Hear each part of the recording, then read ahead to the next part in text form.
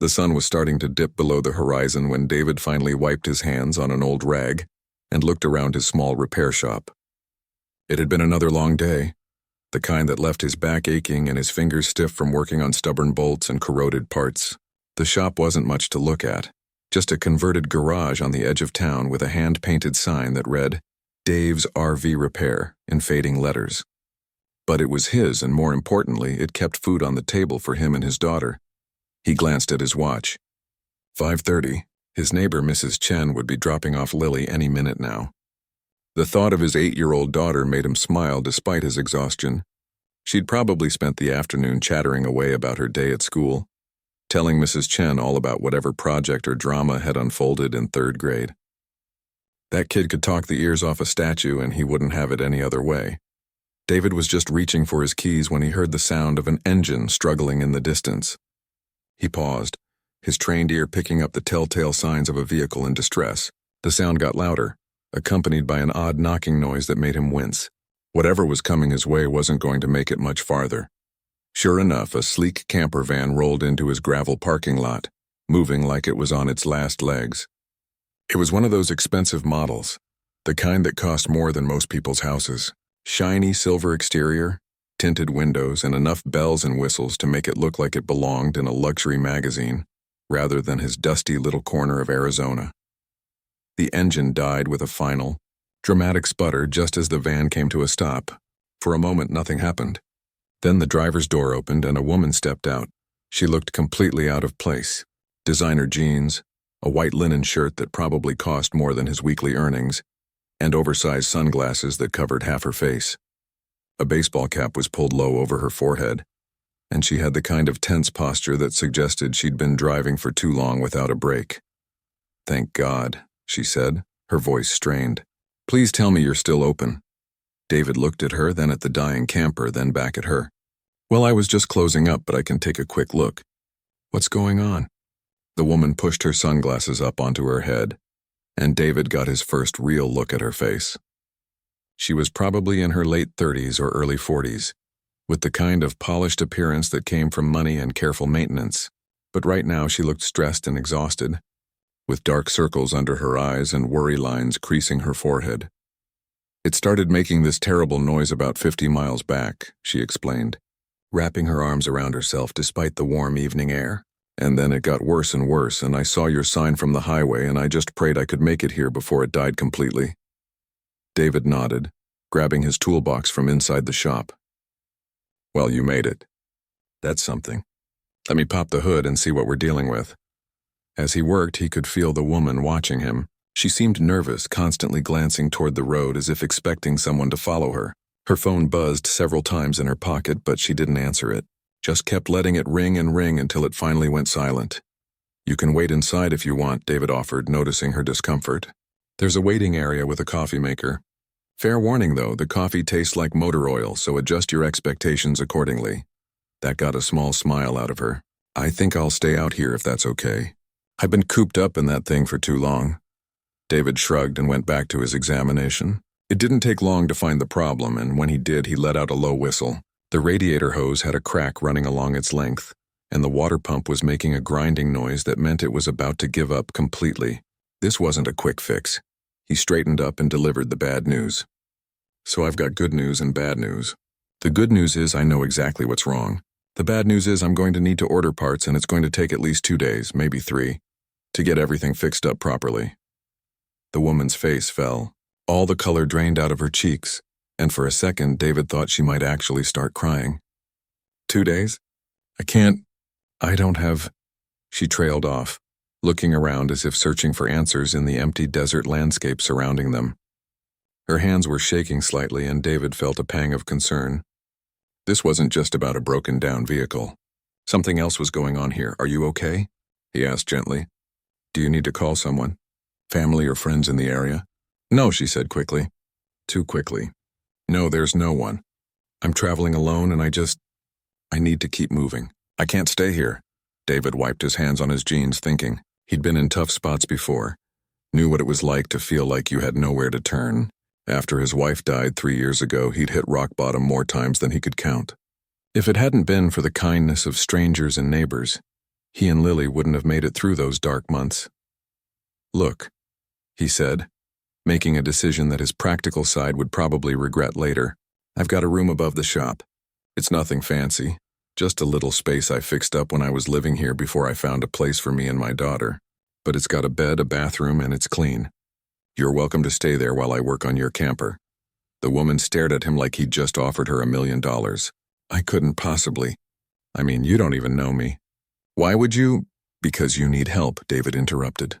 "And because when my wife passed away and I was drowning trying to figure out how to be a single dad and keep this business running, people helped me.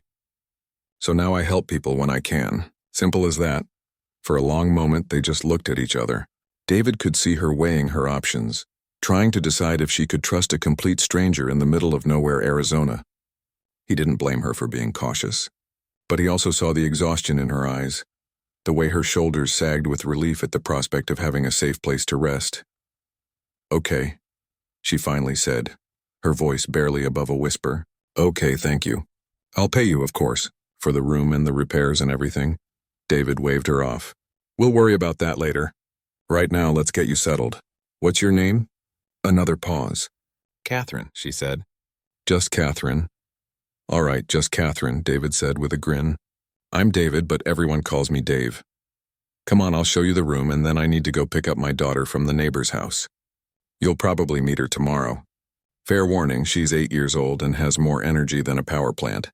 So prepare yourself."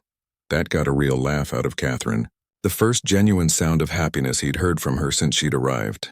It changed her whole face, made her look younger and less burdened. He led her up a narrow staircase at the back of the shop to a small apartment. It really wasn't much. Just one room with a bed, a tiny kitchenette, and a bathroom that was barely big enough to turn around in. But it was clean, and the bed had fresh sheets because he'd stayed there himself last week when he'd worked late on a particularly stubborn repair job. "It's not the Ritz," he said apologetically. "It's perfect," Catherine said, and she actually meant it. She set her bag down on the bed and looked around like she'd just checked into a 5-star hotel. "Really? Thank you so much." David showed her where everything was. Towels in the bathroom, spare blankets in the closet, the Wi-Fi password written on a piece of paper taped to the wall. "Make yourself at home. I'll be back in the morning to start on your camper. If you need anything tonight, my number's on that paper with the Wi-Fi password. Don't hesitate to call, okay?" Catherine nodded, and for the first time since she'd pulled into his parking lot, she looked like she might actually be able to relax. "Okay, thank you, Dave, really." As he headed down the stairs and out to his truck, David found himself wondering about the mystery woman now staying in his shop. There was a story there, he was sure of it. The expensive camper, the nervousness, the refusal to call anyone or give more than a first name. She was running from something or someone, but that was her business, not his. He'd offered her a safe place and some help with her vehicle. What she did with that was up to her. He drove to Mrs. Chen's house, where Lily came bounding out the door the moment she saw his truck. Her backpack was covered in stickers. Her hair was in 2 lopsided ponytails that she'd insisted on doing herself that morning, and she had a smear of what looked like chocolate on her cheek. "Daddy," she yelled, launching herself at him the moment he opened the door. "Mrs. Chen taught me how to make dumplings, and I made 6 all by myself. And she said mine were the best ones, and can we make dumplings for dinner tomorrow?" David scooped her up, breathing in the sweet smell of her strawberry shampoo mixed with playground dirt and chocolate. This right here was what mattered. Not the struggling business or the long hours or the constant worry about making ends meet. Just this little girl who loved him and trusted him and thought he hung the moon. "We can definitely make dumplings," he promised. "But tonight we're having leftovers because your old man is beat." As they drove home, Lily chattering away about her day, David glanced back toward the shop in his rearview mirror. A light was on in the upstairs window. Catherine was probably settling in, maybe taking a hot shower or just lying on the bed and enjoying the silence. He hoped she found whatever she was looking for out here in the middle of nowhere. And he hoped that when her camper was fixed and she drove away, she'd be in a better place than she was when she'd arrived. But for now, he had a daughter to feed and a pile of bills to sort through. The mystery of Catherine would have to wait until tomorrow. The next morning, David woke up to his alarm at 6 and immediately regretted staying up late to watch that extra episode of his show.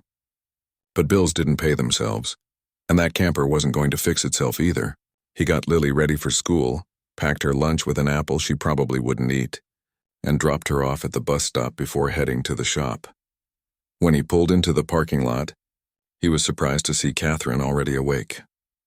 She was sitting on the wooden bench outside the shop, holding a paper cup of coffee and staring out at the desert landscape. She'd changed into jeans and a simple t-shirt, and without all the nervous energy from yesterday, she actually looked almost peaceful.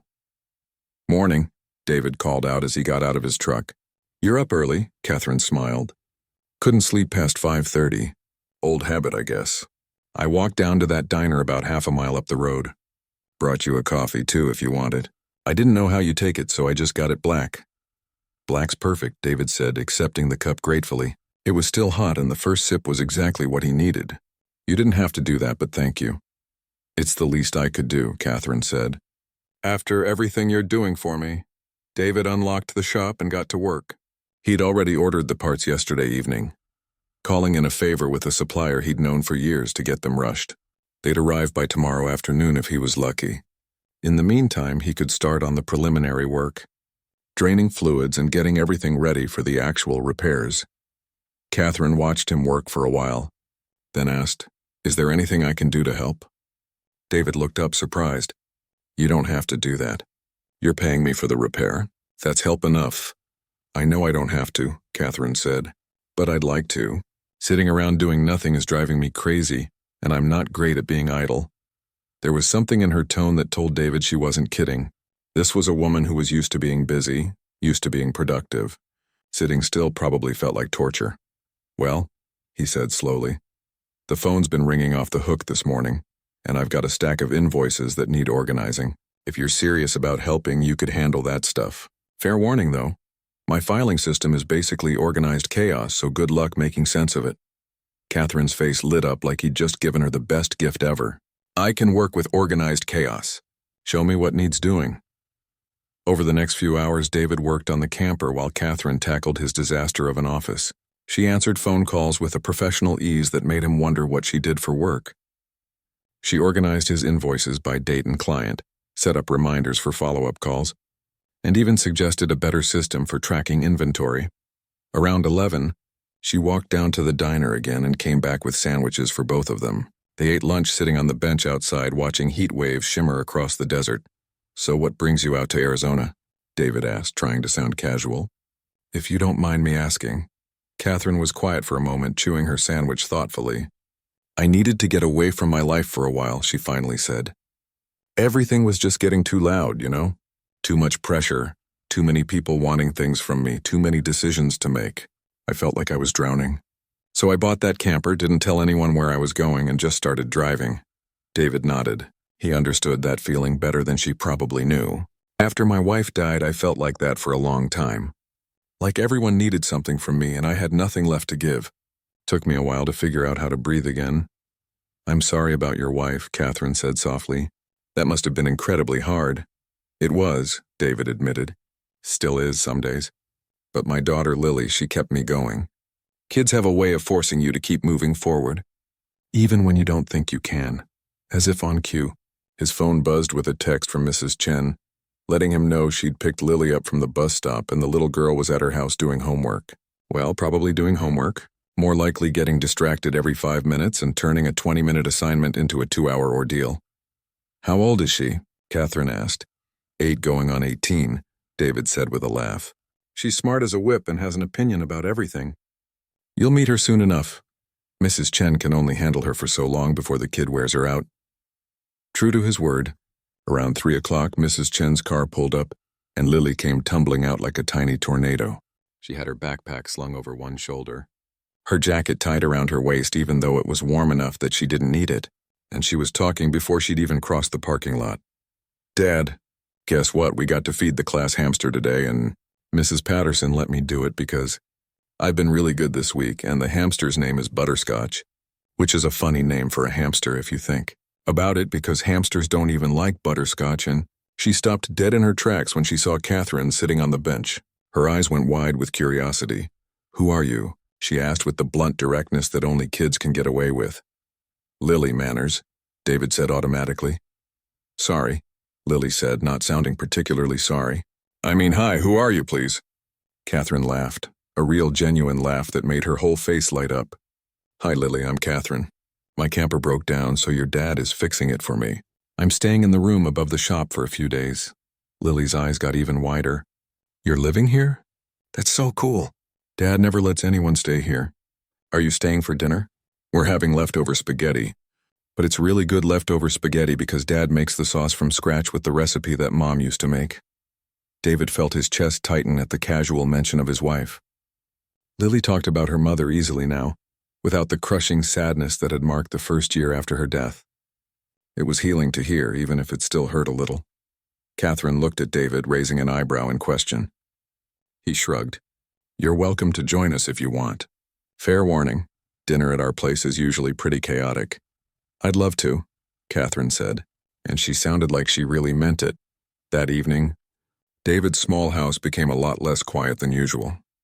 Lily had decided that Catherine was the most interesting person she'd met in forever, and proceeded to give her a complete tour of their modest home, including showing her every single drawing she'd made in art class this year, and demonstrating her ability to do a handstand against the wall. Catherine took it all in stride, genuinely interested in everything Lily had to say. She asked questions about school, complimented Lily's drawings with specific observations that showed she was actually looking at them, and even attempted a handstand herself, which ended with her falling over and all three of them laughing until their sides hurt. Over dinner, Lily chattered away about her day while Catherine helped David set the table and serve the food. It felt strangely natural having her there, like she'd always been part of their little routine. This is really good, Catherine said after her first bite of spaghetti. You weren't kidding about making the sauce from scratch. Mom taught him, Lily said proudly. She was a really good cook. Dad says I got her talent for art. But I definitely didn't get her talent for cooking because last week I tried to make cookies and they came out like hockey pucks. Cooking takes practice, Catherine said kindly. I'm terrible at it too. I usually just order takeout or eat whatever my... She stopped abruptly, like she'd almost said something she didn't want to reveal. David noticed but didn't comment. Whatever Catherine was running from, she'd share it when she was ready. Or she wouldn't, and that was fine too. After dinner, Lily insisted on showing Catherine her favorite TV show, so they all ended up on the couch with Lily squeezed between the two adults, providing running commentary on every scene. David found himself relaxing in a way he hadn't in a long time. It was nice having another adult around, someone to share the evening with, someone who didn't need anything from him except companionship. When it was time for Lily's bedtime, the little girl hugged Catherine goodnight like they were old friends. Will you be here tomorrow? She asked hopefully. I'll be at the shop, Catherine promised. Your dad still has to finish fixing my camper. Good, Lily said firmly. Because tomorrow I want to show you my rock collection. It's very impressive. After David got Lily tucked in and read her the required 2 bedtime stories, he came back downstairs to find Catherine washing the dishes. He tried to protest, but she waved him off. You cooked. I clean. That's how it works, she said. Besides, I haven't done dishes in so long I kind of forgot how satisfying it is. Everything gets clean and organized. They work together in comfortable silence, David.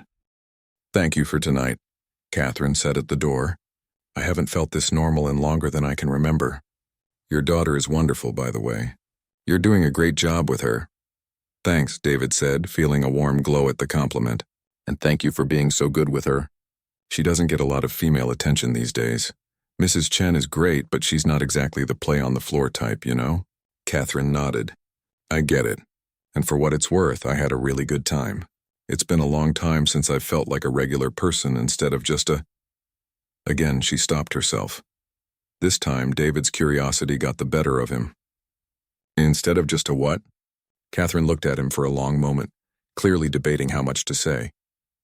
It's complicated, she finally said. My real life is very different from this. Very high pressure, very public, very exhausting. Out here with you and Lily, I don't have to be that person. I can just be Catherine. Does that make sense? Yeah, David said softly. It makes sense. They said goodnight and David headed home, his mind turning over everything Catherine had said. High pressure, public. Whatever she did for work. It was clearly more than just your average office job. When he got home, He found himself opening his laptop and typing Catherine Billionaire into the search bar, feeling slightly guilty about it. He wasn't usually the type to snoop, but something about her seemed familiar and he couldn't shake the feeling that he'd seen her face before. The search results loaded, and his eyes widened. Page after page of articles, all featuring the same woman, Victoria Catherine Ashford, tech billionaire and CEO of Ashford Technologies. The woman currently sleeping in his shop was worth more money than he could even comprehend. David sat back in his chair, letting out a low whistle. Well, that explained the expensive camper, and the nervousness, and the need to escape. He closed the laptop without reading any of the articles. Catherine, or Victoria, or whoever she wanted to be, had come here to get away from all that.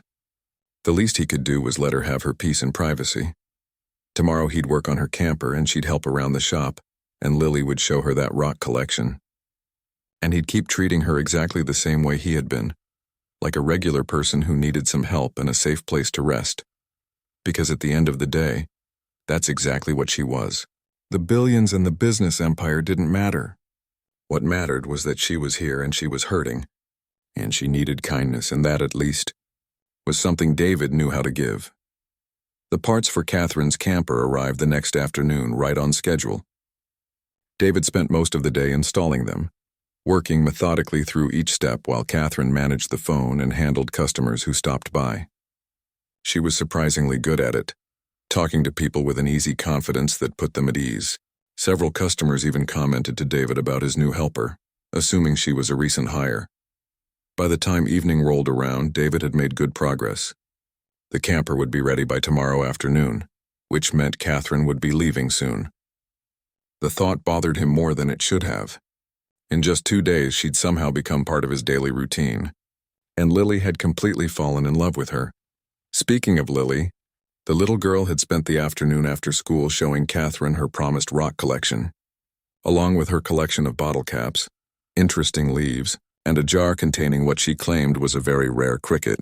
Catherine had admired each item with genuine interest, asking questions and listening to Lily's elaborate explanations about where each treasure had come from. Now it was almost 9 at night, and David was back at the shop doing some final checks on the camper. He wanted to make sure everything was perfect before Catherine hit the road again. He was so focused on his work that he didn't hear her come down the stairs until she was standing right next to him. "You're working late," she said quietly. David jumped, nearly dropping his wrench. "Geez, you scared me." "Yeah, I just wanted to make sure everything's running smoothly. Should be all set for you to leave tomorrow." Catherine nodded, but she didn't look happy about it. She leaned against the workbench, watching him work in silence for a few minutes. David could feel the tension radiating off her, like she was working up the courage to say something. "I can't sleep," she finally admitted. "I keep thinking about going back, and every time I do, I feel like I can't breathe." David set down his tools and gave her his full attention. "You want to talk about it?" Catherine let out a long breath. "I don't even know where to start." "Start wherever feels right," David said gently. "And if you don't want to talk about it at all, that's okay too. But I'm here if you need to get something off your chest." For a moment, Catherine just stood there, wrestling with herself. Then something seemed to break and the words started pouring out. "My name isn't just Catherine," she said. "It's Victoria Catherine Ashford. And I'm the CEO of a tech company worth billions of dollars. Or at least I was the CEO, I'm not even sure anymore." David nodded, keeping his expression neutral even though he already knew. "Okay. You're not surprised," Catherine observed. "I looked you up last night," David admitted. "I'm sorry. I know that was probably an invasion of your privacy, but something about you seemed familiar and I couldn't let it go. Once I saw the articles, I recognized you from business magazines and stuff." Catherine actually looked relieved. "So you know what a mess my life is right now?" "I know what the internet says about your life," David corrected, "but that's not the same thing as knowing what's really going on." Catherine pushed herself away from the workbench and started pacing. "I built that company from nothing. I was 23 years old, working out of my apartment, living on ramen noodles and coffee. I had this idea for software that could revolutionize how businesses handle data security. And I just believed in it so much that failure wasn't even an option. And it worked," David said. "It worked beyond my wildest dreams," Catherine confirmed. "Within 5 years, we were valued at $1 billion. Within 10 years, we were one of the biggest tech companies in the world. I was on magazine covers, giving keynote speeches, meeting with world leaders. Everyone wanted a piece of me. Everyone had an opinion about what I should do next. She stopped pacing and turned to face him. But somewhere along the way, I stopped being a person and became a brand.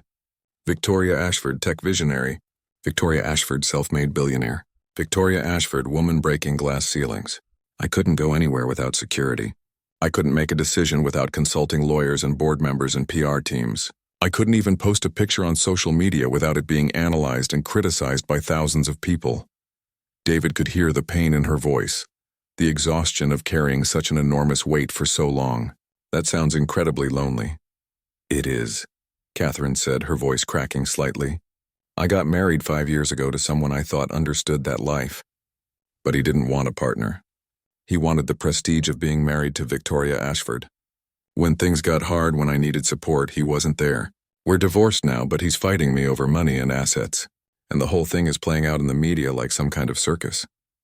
She sat down on the floor, her back against the wall, looking smaller and more vulnerable than David had ever seen her. And then the board started making noises about pushing me out. The company I built, the thing I poured my entire life into, and they want to replace me with someone more market-friendly. Whatever that means. That's why you ran, David said, sitting down on the floor across from her. Catherine nodded. 3 weeks ago, I was in a board meeting. We were discussing quarterly earnings, and someone made a comment about my leadership style being too emotional. And I just snapped. Not at them, but inside my head something broke. I couldn't breathe. My heart was racing. My hands were shaking. I excused myself, locked myself in the bathroom, and had a full panic attack. That must have been terrifying, David said softly. It was, Catherine admitted, because I realized that I couldn't remember the last time I'd felt happy. Really genuinely happy. I couldn't remember the last time I'd done something just because I wanted to. Not because it was good for business or good for my image. I couldn't even remember who I was before all of this happened. She wiped at her eyes, frustrated with herself for crying. So I went home, bought that camper under a fake name so no one could track the purchase, and just left. No security detail, no assistant, no plan. I turned off my work phone and started driving. I didn't know where I was going. I just knew I needed to get away from all of it. David let the silence settle between them for a moment before speaking. You know what I think? What? I think you're one of the bravest people I've ever met. Catherine let out a bitter laugh. Brave, I ran away from my problems like a coward. No, David said firmly. You recognized that you were drowning and you saved yourself. That's not cowardice. That's survival. Do you know how many people stay in situations that are killing them because they're too scared to make a change? You had the courage to walk away from billions of dollars in power and prestige because you knew it was destroying you. That takes serious guts. Catherine looked at him with tears streaming down her face. But what do I do now? I can't hide forever. Eventually I have to go back. And when I do, nothing will have changed. It'll all still be there waiting for me. The pressure, the expectations, the constant scrutiny. Maybe, David said, but you'll be different. You've had time to breathe, time to remember who you are outside of the business. That has to count for something. Does it, though? Catherine asked.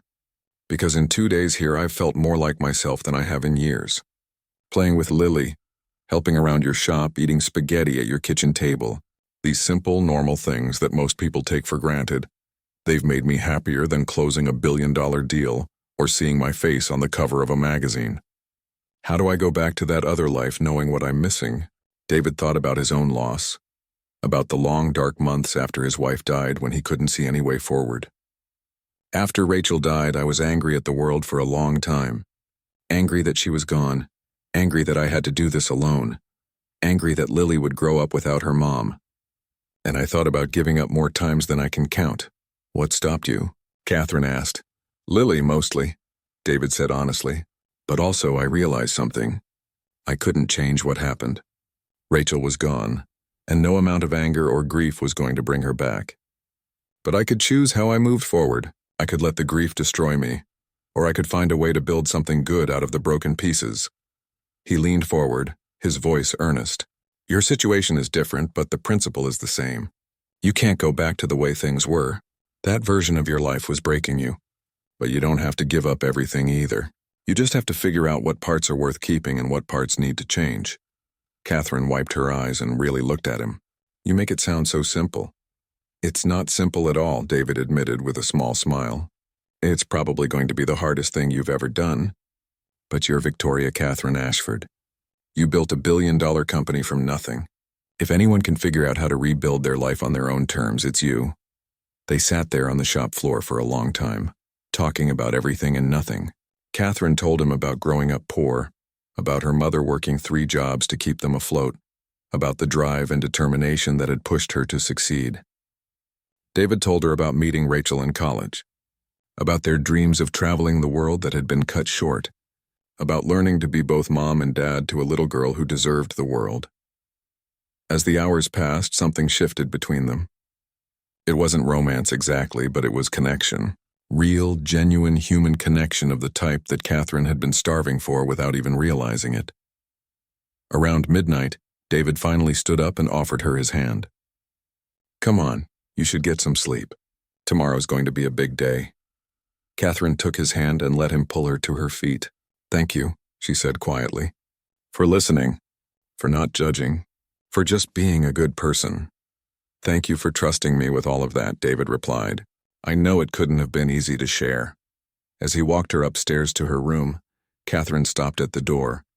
David, I know my camper will be fixed tomorrow, but would it be okay if I stayed a few more days? I'm not ready to go back yet. I think I need a little more time to figure things out. David smiled. Stay as long as you need. Lily will be thrilled, and honestly, you've been a huge help around the shop. I might have to start paying you if you keep this up. Catherine laughed, and it was the sound of someone who was beginning to find their way back to themselves. Deal. Good night, David. Good night, Catherine. As David drove home, he thought about everything Catherine had told him. She had the kind of problems he couldn't even imagine. The kind of pressure that would crush most people, but underneath all the money and the fame and the business empire, she was just a person trying to find her way, just like everyone else. When he got home, he checked on Lily, who was sprawled across her bed with her stuffed animals scattered around her. She'd drawn another picture before bed, this one showing the 3 of them standing in front of the shop, all smiling. David carefully picked it up and looked at it for a long moment. His daughter had drawn them like a family, and the scary thing was it didn't feel wrong. For the first time since Rachel died, the idea of having someone else in their lives didn't feel like a betrayal or a replacement. It just felt like possibility. David set the picture on Lily's nightstand, kissed his daughter's forehead, and headed to his own room. Tomorrow, Catherine's camper would be fixed. But instead of leaving, she'd be staying. And maybe, just maybe, all 3 of them would figure out what came next. Together. The next few days fell into a comfortable rhythm. Catherine helped David around the shop, and he taught her the basics of vehicle maintenance. She learned how to change oil, check tire pressure, and even helped him replace a water heater in an old RV. Her hands got dirty.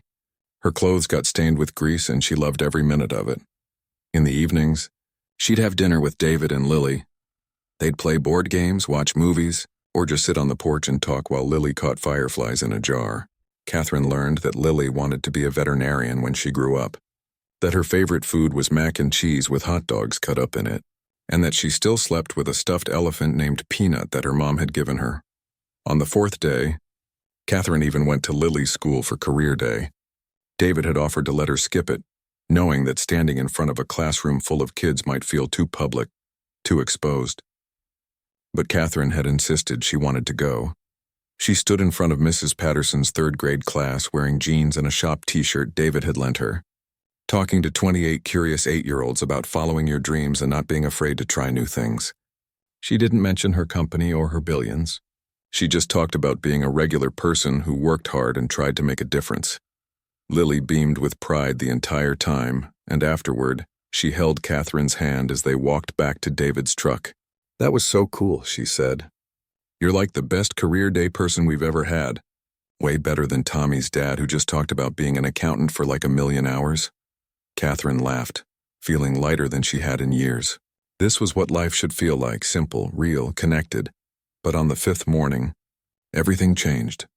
David was under a truck replacing a brake line when he heard the sound of vehicles pulling into the parking lot. Not just one vehicle, but several. He rolled out from under the truck, wiping his hands on a rag, and felt his stomach drop.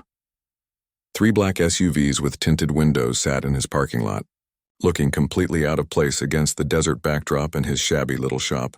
The doors opened and people in dark suits stepped out. They moved with the kind of purposeful efficiency that screamed security detail.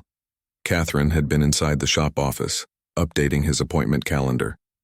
She came to the door when she heard the vehicles, and David watched the color drain from her face. A woman in an expensive pantsuit stepped forward carrying a tablet. 2 men flanked her, clearly bodyguards.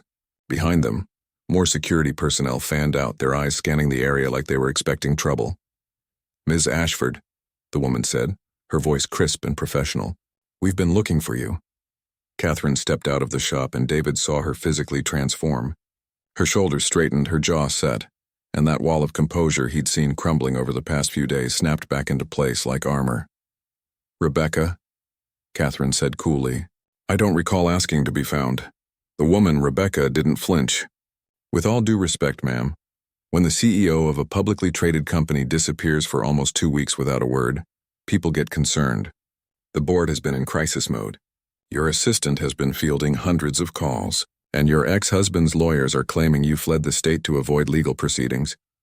Catherine's hands clenched into fists at her sides. "I didn't flee anything.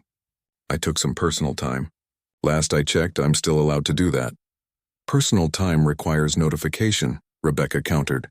"The board needs you back in Seattle immediately. We have a hostile takeover bid from Titanium Corp that needs to be addressed. If we don't respond in the next 72 hours, we could lose control of the company."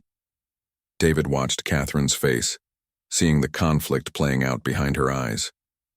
This was her company, her life's work. These people needed her, but he could also see the panic starting to creep back in. That same overwhelmed look she'd had when she first pulled into his parking lot. "I need more time," Catherine said, but her voice wavered slightly. "We don't have more time," Rebecca said, not unkindly. "Ms. Ashford, I understand you've been under a lot of stress. We all have. But running away isn't the answer. The company needs you. Your employees need you. Thousands of jobs are at stake here." One of the security guards stepped forward. "The car is ready whenever you are, Ms. Ashford. We can be at the airstrip in 20 minutes. Private jet is fueled and waiting." Catherine looked at David, and in that moment, he saw everything she was feeling. Fear, exhaustion, resignation, but also duty, responsibility, the weight of all those people depending on her. "Can you give me a few minutes?" Catherine asked quietly. Rebecca nodded. "Of course. We'll wait by the vehicles." As the security team retreated, Catherine turned to David. Her eyes were bright with unshed tears, and she looked like she was barely holding herself together. "I have to go," she said.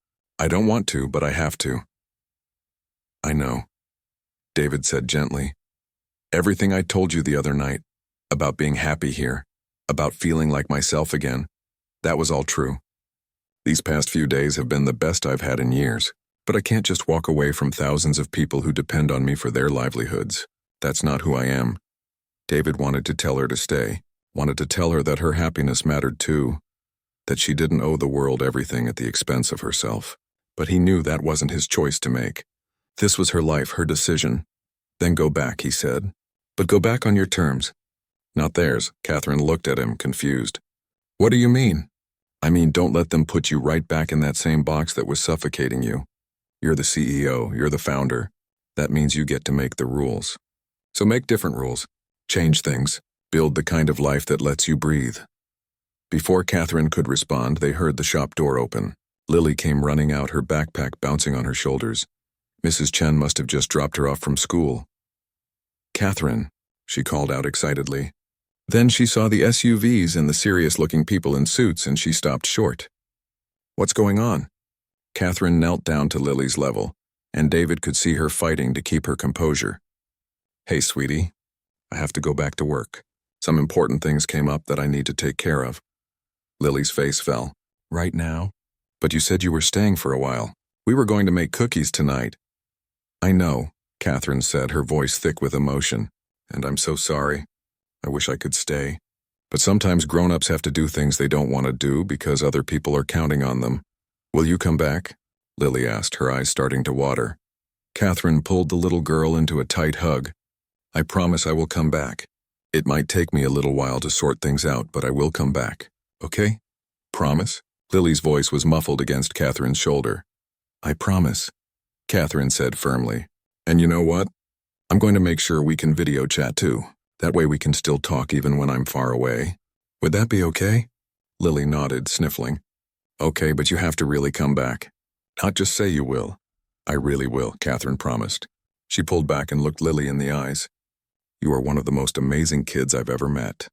Don't ever let anyone tell you that you can't do something because you're too young or too small, or because you're a girl. You can do anything you set your mind to. Remember that. Lily threw her arms around Catherine's neck one more time, holding on tight. David felt his throat close up watching them. His daughter had lost so much already. Losing Catherine was going to hurt, even if it was different from losing her mother. Catherine finally stood up, wiping at her eyes. She turned to David, and for a moment they just looked at each other. There was so much he wanted to say, but with Rebecca and the security team watching and Lily standing right there, he couldn't find the words. Thank you, Catherine finally said, for everything. For fixing my camper, for giving me a safe place to stay, for treating me like a regular person, for your friendship. I'll never forget this time. Neither will we, David said. His voice came out rougher than he intended. Catherine reached into her bag and pulled out a business card. This is my personal number. Not the company line, not my assistant. Just me, call me anytime, okay? For anything. I mean that. David took the card, his fingers brushing against hers. Good luck with everything. I hope you figure out how to build that life you deserve. I'm going to try, Catherine said. She looked back at Lily one more time, then walked toward the waiting SUVs. Rebecca met her halfway, already talking business and showing her something on the tablet. David watched Catherine's shoulders slump slightly as she was pulled back into that world of pressure and expectations. But then she seemed to remember something. She straightened up, said something to Rebecca that made the other woman look surprised, and walked back toward David. I almost forgot, Catherine said. She pulled out her checkbook and started writing. For the camper repairs in the room. Catherine, you don't have to. Yes, I do, she said firmly. She tore off the check and pressed it into his hand. And this isn't charity. This is me paying for services rendered, and also investing in something that matters. Use it to expand your business. Hire some help. Maybe take Lily on a vacation. Whatever you need. You helped me when I had nowhere else to turn. Let me help you back. David looked down at the check and almost dropped it. The amount had so many zeros he had to count them twice to make sure he was reading it right. This wasn't just payment for a camper repair. This was life-changing money, Catherine. I can't accept this. It's too much. It's not nearly enough for what you gave me, Catherine said. You gave me hope, David. You reminded me that there are still good people in the world. That's worth more than any amount of money. Please take it. Before David could argue further, one of the security guards called out that they needed to leave. Catherine squeezed his hand once, then turned and walked to the SUV. She climbed in, the door closed, and within seconds all three vehicles were pulling out of the parking lot, leaving only dust and the lingering scent of expensive cologne in their wake. David stood there holding the check, feeling like he'd just been hit by a tornado. 1 minute Catherine had been there, helping in his shop, eating dinner at his table, making his daughter laugh. The next minute she was gone, swept back into a world of private jets and billion-dollar companies that felt a million miles away from his small life. Lily came to stand beside him, slipping her small hand into his. I miss her already, she said quietly. Me too, kiddo, David admitted. Me too. That night after Lily was in bed, David sat at his kitchen table and really looked at the check. He could pay off his mortgage, fix up the shop, buy new equipment, take Lily to Disneyland like she'd been begging for years, maybe even hire someone to help out so he wouldn't have to work such long hours. But more than the money, he kept thinking about Catherine, about whether she'd really be able to make the changes she needed to make, about whether the world she was returning to would crush that spark of life he'd seen rekindled over the past few days. His phone was sitting on the table, and he looked at the business card she'd given him. Before he could second-guess himself, he pulled out his phone and sent a text to the number. Just wanted to make sure you got back safe, and to say that the door here is always open if you need it. You've got friends in Arizona. Don't forget that. He hit send and set the phone down, not expecting a response. She was probably already in meetings, dealing with corporate crises, fielding questions from board members. But 30 seconds later, his phone buzzed. Made it back. Already in my third meeting. Everything is exactly as overwhelming as I remembered, but I'm going to try to do things differently this time. Thank you for believing I could. Give Lily a hug for me. I'll call soon, promise. David smiled at his phone, then went to check on his daughter one more time before bed. She was sleeping peacefully, clutching Peanut the elephant with that drawing of the three of them still sitting on her nightstand. Things were about to change for them. He could feel it. But whatever came next, he knew one thing for certain. They'd helped Catherine remember who she was, and in the process, she'd helped him remember that it was okay to open their hearts to someone new. That letting someone in wasn't betraying Rachel's memory. It was honoring her by continuing to live and love and build a life worth living. And maybe, just maybe, this wasn't the end of Catherine's story with them. Maybe it was just the beginning.